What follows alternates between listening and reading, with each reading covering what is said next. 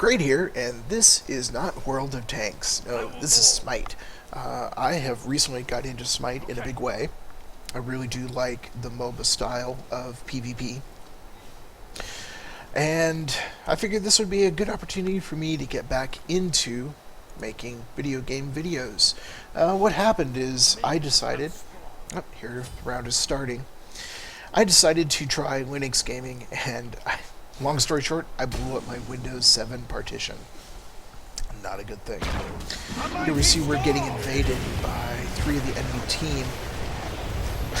Honestly, Ron, I don't know why Ron and I were sticking around on this. We get body blocked. We get just completely destroyed.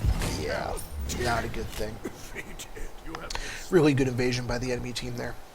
Anyway, a couple months ago I decided to do Linux gaming just to see how it was, and I meant to install Linux alongside my Windows 7 partition, but instead I blew it up. It was entirely my fault, but along with it went all of my video editing software, my video recording software, and it's just taken me quite a few months to work up the desire to repurchase all of my software again. I decided to go with something a bit newer, along with getting back into making videos. So here we are.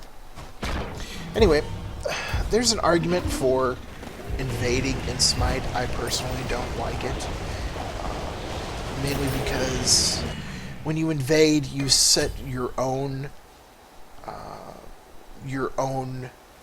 pace back as well.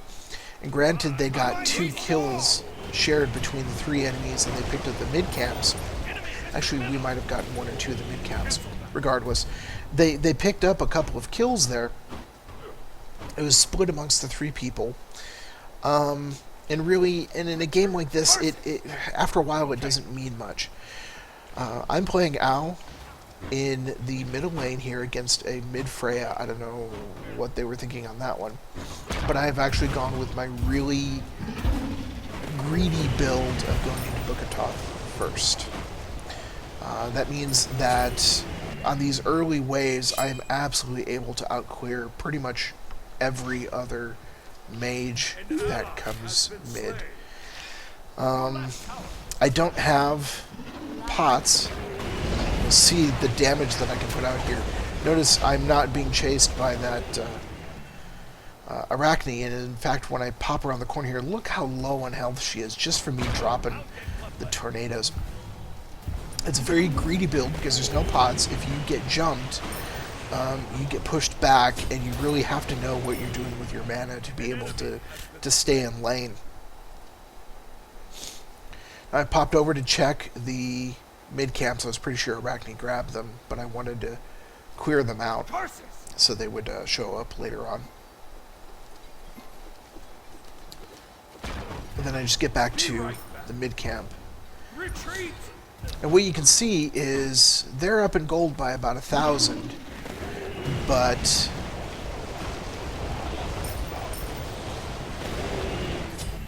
wow, I forgot her name. Freya there. There we go. Freya is not able to keep up with me, and she was one of the 3 that invaded. She's having a tough time just keeping up with me on wave for wave. In fact, I've pushed her tower down a little bit.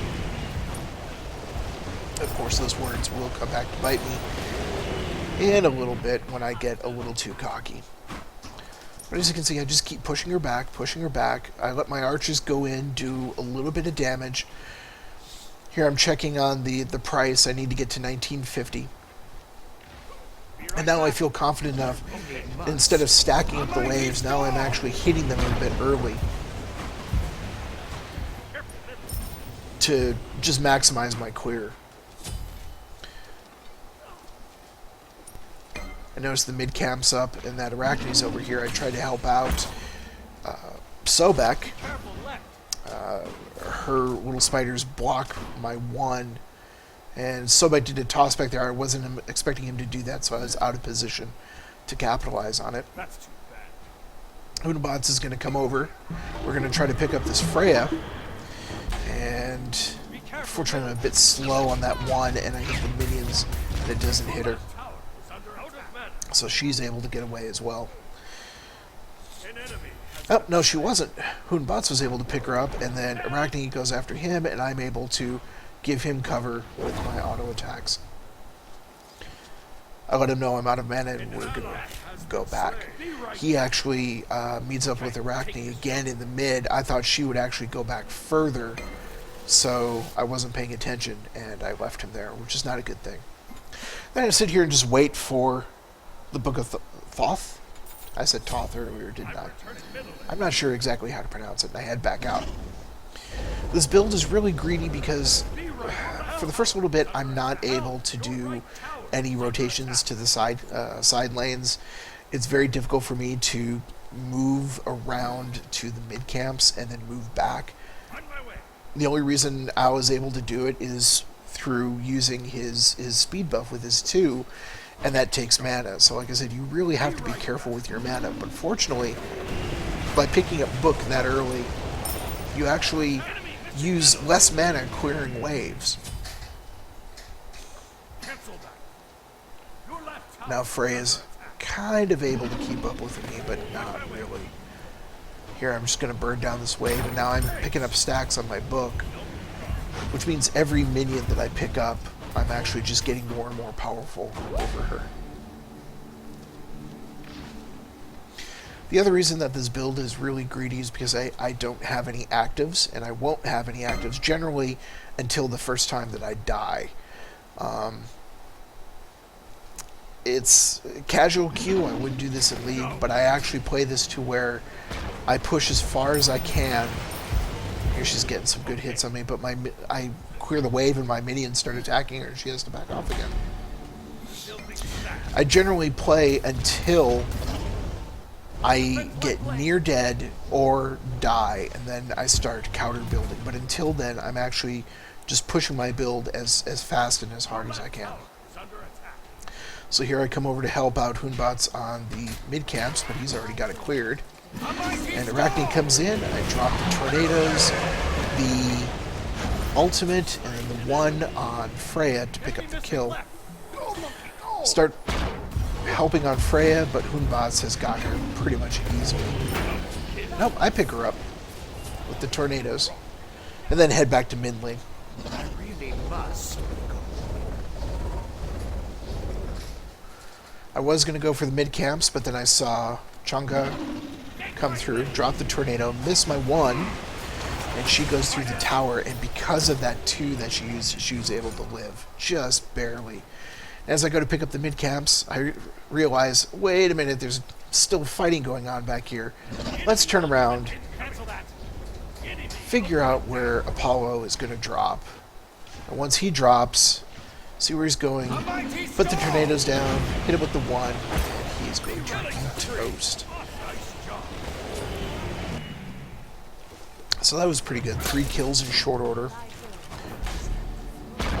And I believe this is where Freya really gets me. Yeah, I turn around, I don't respect her ultimate, and she's able to just shoot me down with that ultimate, and that's when I die. So 3, 2, 1.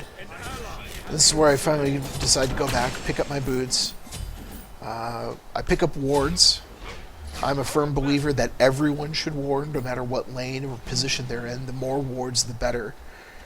Retreat. And then I pick up beads, so she cannot capture me with her lift, nor with her slow. I let my team know that I'm going back mid lane, and then right back to farming.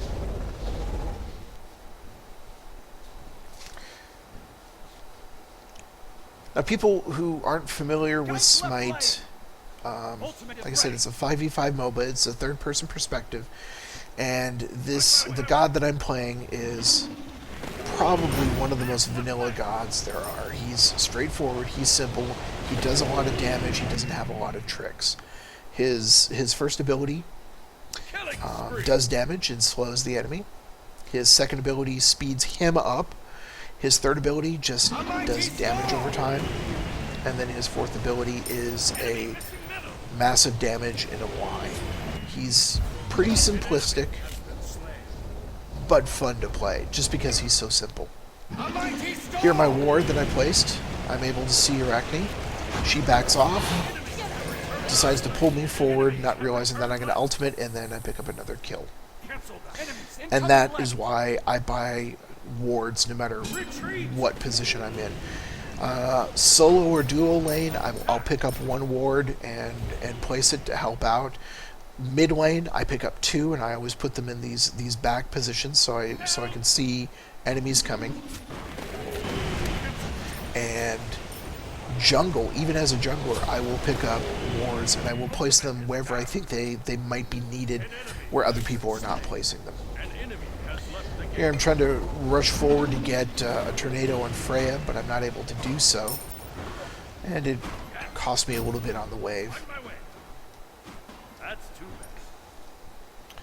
But with his amazing clear, I'm still going to get in. So I work on the tower bit, throw one out at her. I'm not actually going to chase her because once I hit her, the tower will target me. I just want her to know that I can hurt her, so she'll keep backing off. And then I drop my tornadoes. She puts me up in the air. I pop the beads and get away. This time I'm actually respecting her ultimate, Ultimate is ready. which I probably is on cooldown. Be right back. Now, normally I don't like recording, well, not recording, I have to record these on like World of Tanks, but I don't like the idea of presenting 4v5s, and Arachne did disconnect there. But I was looking for an intro video for my channel, and I figured this is better than nothing, and you'll see why in a little bit. So there I used my ultimate on her minions. Normally you don't want to use your ultimate that way unless you intend on going back, but I wanted to push my minions up to get the clear on the tower, and then that way I can start punishing her. Hoonbutts told me he was going to drop in for the dive, so I got the minions so he would make a clean escape. I will move. Attack left lane. And then we both decided to head over to the left lane to see if we can help out in taking down that tower. Attack. Now Hoonbutts is going to dive. I see that Chunga is going to come up. I drop a tornado on her. I want to hold her back here until they get rid of Apollo. Once the minion wave shows up, I run so they don't kill me. And for some reason, Chunga decides to go in 3v1 when the tower drops and gets killed. Be right. Or maybe Sobek pulled her. That's probably what happened. Help right lane. So I finish off my boots for movement speed and right back to my very greedy build. Another 2 wards, pick up sprint. This build, which won't be complete this game, but this build is actually book into boots into Warlock Sash, which gives me a lot of health and a lot of mana out of that. And Ao Kuang's passive, the more mana he has, the more damage he does. Enemy missing middle. So having a lot of health, which gives him even more mana through the Warlock Sash, is really good. And then after that is, I can't remember the name of it, and I can't look it up because this is pre-recorded, but it's the rod that converts a portion of your health into more magic power, which is really, really good to get when you're on a fully stacked Sash of the Warlock. Thanks. Ultimate is ready. Then after that I go into Rod into Hootie just to get even more damage, and then usually a penetration. I'll sell off the Vampiric Shroud for a penetration. I actually do not go into I can't remember the name of the item. Oh well. Here we go. A 1 onto her ultimate, and then just a few basic attacks, and then she's done. And that's the power of Ao, is you just, no pun intended, you just do so much damage in such a short period of time. I mean, I knocked off, what, a good 75, 80% of her health with that ultimate. So I push my lane back up. I head over here because I see this fight brewing. And I kind of mess up on that tornado. I miss my one, which I believe is called Squall. So we come back to fight 2v1 against Arachne, who has returned. And she doesn't learn. I drop a tornado on her, and then... Oh, Humbats picks up the kill. But she got so hurt so quickly, I don't know why she stuck around. Dropped a tornado on the stun Chang'e, picked up the kill there, and then I head out because of my low health. But I notice we still have a fight going on and back, and they pick up one kill, so I figure if I could get a cheeky ultimate, I might be able to pick up a double, if not at least a single kill. I see Freya pick up her ultimate, so I'm not afraid of it anymore. Apollo is running. I drop my ultimate, I hit Apollo, I run from Freya, but her ranged attack is back up, and I die. Enemy missing left. Humbats apologizes for not being able to come in because he's got low health, and of course I let him know, look, I was betting that my ult would land right there in the background, and then I explained that, there it is. I know that I suck at landing those ults, I really do. So I'm just letting him know it's not his fault, it was entirely mine. Ultimate is ready. So Sobek and Ra pick up their blue. And it looks like Xbalanque and Humbats are picking up Arachne at the mid camp.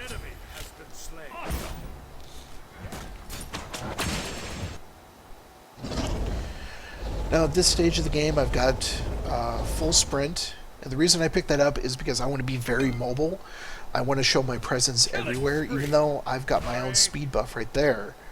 Oh no, that was the sprint. Even though I have my own speed buff, I want to chain them. I want to be able to displace from one lane to the next very quickly so they won't expect it. Be careful, right.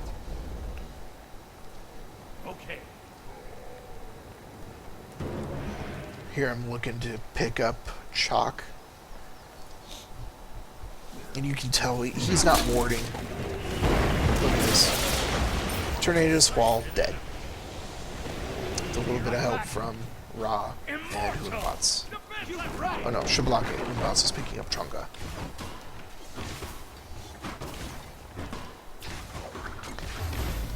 So we're feeling pretty confident. We've got the wards on the behind us. Two of them are dead. We know where the other two are. One is mid, one is left. So we're just going to push this wave up and see if we can pick up this Phoenix. Enemy missing left. Be careful, middle. And now we can see three are going after Humbats. They're just letting us have this Phoenix. I'm not sure why. Shut down. But they do finally kill that Humbats, who's doing so well. If we pick up the Phoenix, head back out.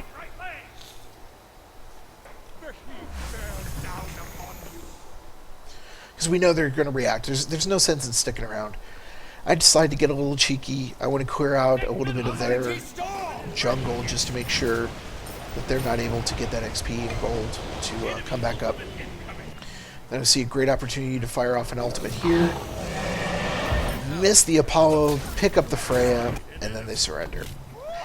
So 5v5, 4v5, then 5v5, and then a quick surrender. So a fairly decent game. Not the greatest, but better than nothing. And anyway, figured that would be a good first Smite video to bring my channel back to life here. And the post-game stats, there they are. That Humbats was just an absolute monster.